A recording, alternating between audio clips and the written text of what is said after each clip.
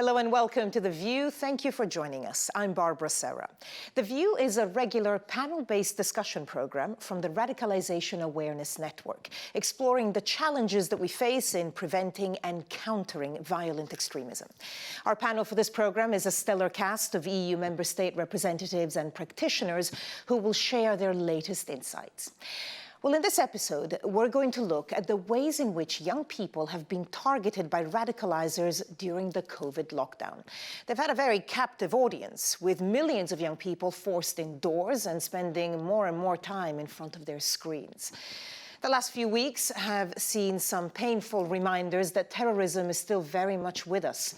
There have been horrific attacks in the French city of Nice and the Austrian capital, Vienna. So what do these incidents tell us about how terrorism and extremism are evolving? And what do we make of reports that children as young as 12 have been targeted by the extreme right during lockdown?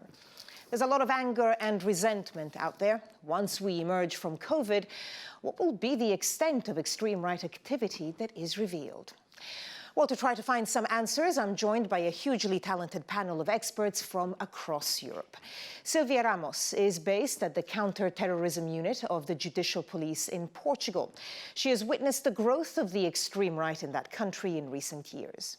Julienne Kabananji is a Paris-based community activist who works in some very challenging communities. She's run some amazing projects in the suburbs of the French capital. Fabienne Wickman works with Exit Germany, de-radicalizing people who've become involved in neo-Nazi and white supremacist activity.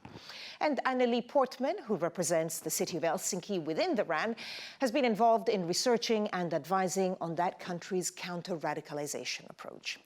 Well, before we begin the discussion, first let's hear from Paul van Tighelt, who is the director of the Coordination Unit for Threat Assessment in the Belgian government. Earlier, I asked him about his concerns on what extremists have been up to during the COVID lockdown. What we see in the digital space is we see that people are becoming more venomous, more violent, more aggressive, and we should be aware of that. We see that ideologies are mixing, a patchwork of different ideologies. And what we certainly see is we always need a scapegoat, and the scapegoat for this crisis could be authority, government.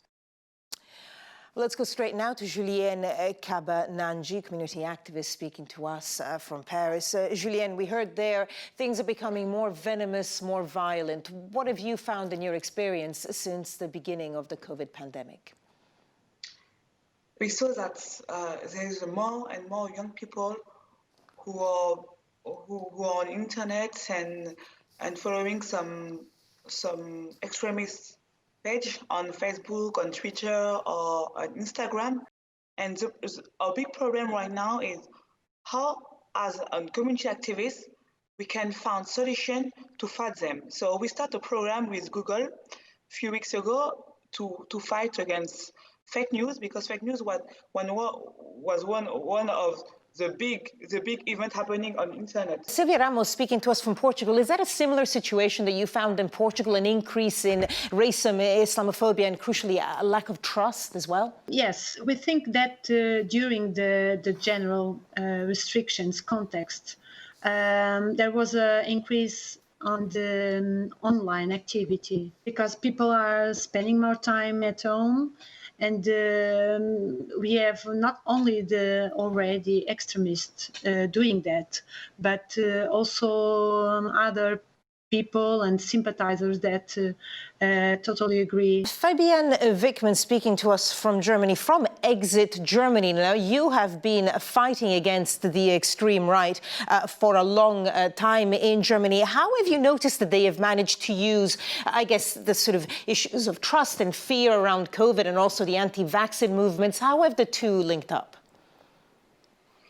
I think we have a situation here in Germany that there's a wider protest, and we see that there are some far-right but also violent far-right extremist groups try to use this protest for their own narratives. So they go to these demonstrations, they go into the internet spreading fake news and conspiracy narratives and all that stuff, just to bring that online protest down to the streets. And that is what we see right now. There are a lot of riots and protests there. And how do you think specifically the lockdown, the fact that so many young people have more or less been kept at home and spent a lot of that time on the screens, has that had a massive impact on its spread? Yes, on the one hand, we have only the medium internet for information, for news and all that stuff. And there's a great, people are insecure, people feel unsafe, people are, there's not clear what happened next. So out of this situation, they are searching for solutions, they're searching for something, hope. And maybe the internet and some conspiracy theories and also people who are radicalizing, they promote these kind of stuff. And that's the problem, and that's the lack of trust they built in front of their government and their democracy. Yeah, of course. I mean, COVID has been a huge test for governments everywhere in the world. Well, let's go to Sweden now, because a little earlier I spoke to Magnus Ranstorp from the Swedish Defence University and asked how he thought that COVID lockdown conditions had impacted the way that terrorists and violent extremists operate. Even in the game, we are playing catch up on this because we are distracted and we are dealing with the COVID crisis, and therefore this is an open space for them to exploit, particularly young people who are isolated, and therefore I think we need to be perhaps more on the offensive. Okay, back to our panel for their views. Let's go to Anneli Portman speaking to us from Finland. So I guess the wide question to you of how you think that lockdown and COVID have impacted the radicalization, and also if you think that there's a real economic dimension to it, that because of the economic impact that COVID has had, not just keeping people at home, but that's also made the situation worse. I think it's natural that economy has a great impact on the kind of work we do. But I think that this time, the COVID has hit particularly hard those who already were vulnerable to be disadvantaged. And so one thing we are seeing that it's not just the time spent in front of a screen, but that it's the time spent away from education or away from influences that would broaden the picture. And the worst thing about this is that there is no guarantee that as societies come out of COVID, that there would be enough money to make sure the gap between the haves and the have-nots is effectively diminished. Yeah, absolutely, because we're still very much in the middle of the COVID pandemic. No one really knows when and how it will end. Can I ask for a specific example, though, from you, Anneli Portman? In Finland specifically, what kind of things have you seen that you think are particular to that country? I think that typically Finland reacts to anything with education. We always educate. So on the positive side, we have seen a massive moving towards digital education and a massive move to try to tackle fake news by teaching both adults and youngsters how to recognize fake news. Unfortunately, at the same time, we've seen a huge surge in QAnon type of activities and people believing their narratives.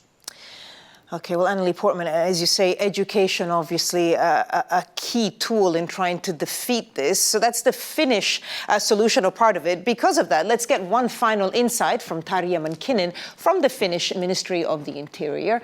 Earlier, I asked her if governments are ready for the challenges ahead.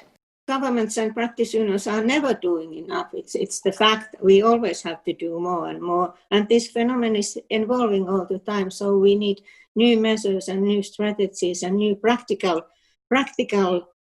things, practical measures. I think the most difficult is that in many countries, we have strategies and action plans, but do we have enough concrete measures on a grassroots level? Well, let's get final thoughts on that from our panelists. So, Julien Kabananji, coming back to you, new practical, concrete measures. What do you think those could be where you work, for example, in some of the banlieues in France?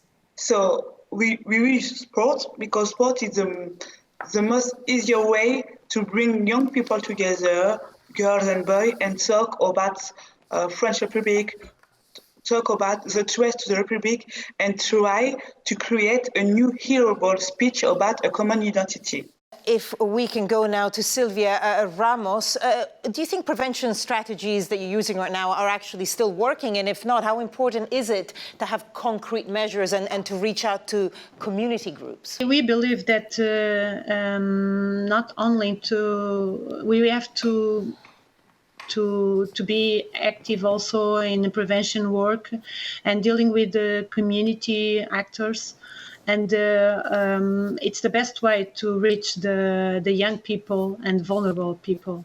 Fabian Wickman speaking to us from Germany. Fabian, what's interesting is that, of course, the extreme right always has a deep nationalist stroke nativist root to it. So specifically in the kind of work that you have done, what have you found works and what strategies would you like to see put in place when the COVID lockdown lifts, or, you know, whenever, or even now, that you think would be effective in countering this? So right now is what we need, where something like new developings in online street work, new developings in online outreach. But the problem is that there's no infrastructure right now. So most of the NGOs do their job really good, and they try to solve the problems right now, also connected to COVID, but they didn't have the resources to do this right now. So there's no communication structure to do this right now.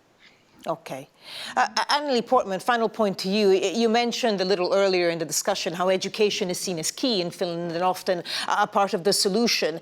I mean, obviously, it's always good to, you know, pick ideas from other European countries, but what other ideas would you suggest, you know, for other member states or that you have found are effective? And especially, you know, I guess in light of the fact that in many places the schools were closed and are partly still closed.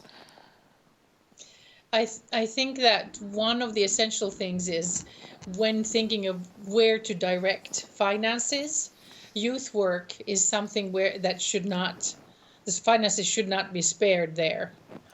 Because whether it is digital youth work or whether it is actually going out there, because we've seen that youngsters all over the place do not just sit in front of their screens, but they gather outside as well. So they need safe adults. And I think that in the long run, societies that direct their finances towards, like Fabian was saying, NGOs or youth work, do really well, because they will reap the benefit decades from now. I just want to add something. Of course.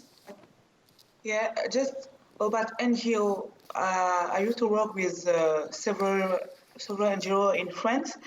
I think that the big problem of NGO in France, or I don't know if in your country, is that they don't know how to touch the parents of the young people they're caring to.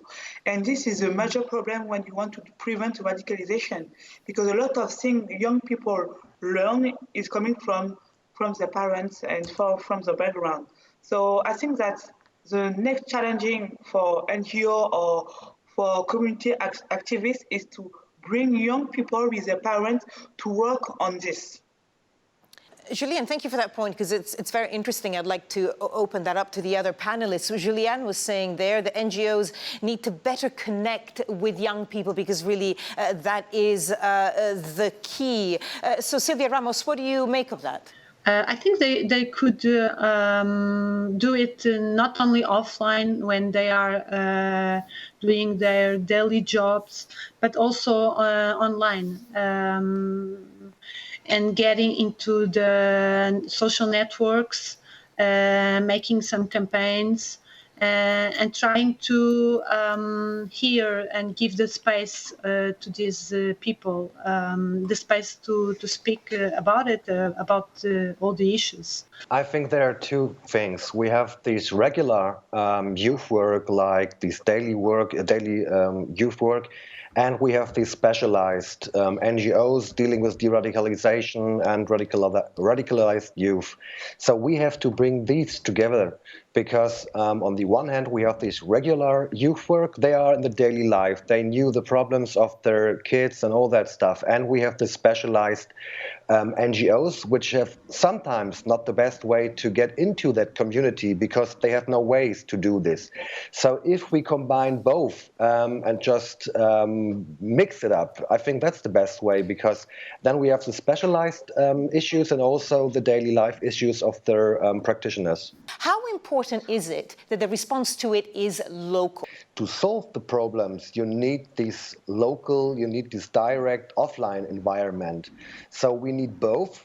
But I think that we also need a kind of a pan-European approach, because I don't think the youth only identify with the people among whom they live. I think it's way more transnational than that. And so therefore, I think also role models from people who are on make videos, or people that the youth would look up to and feel similar to, need to be utilized in this. We're going to have to leave it there. I want to thank all our panelists for their insights. Silvia Ramos, Julien Cabanangi, Fabienne Wickman, and Annelie Portman. Thank you very much. Well, there's no doubt that during the lockdown, violent extremists and terrorists have been busy below the radar. In video game chat rooms, YouTube, and other online settings, they've found their targets: young, vulnerable people pulled into the darker recesses of the web and exposed to hateful and appalling content. Well, the full scale of what's been going on during the COVID lockdown isn't yet completely clear. But I think our discussion today indicates that the situation out there is becoming increasingly challenging. Well, thank you for joining us. This has been The View, brought to you by the Radicalization Awareness Network. And until our next episode, goodbye for now.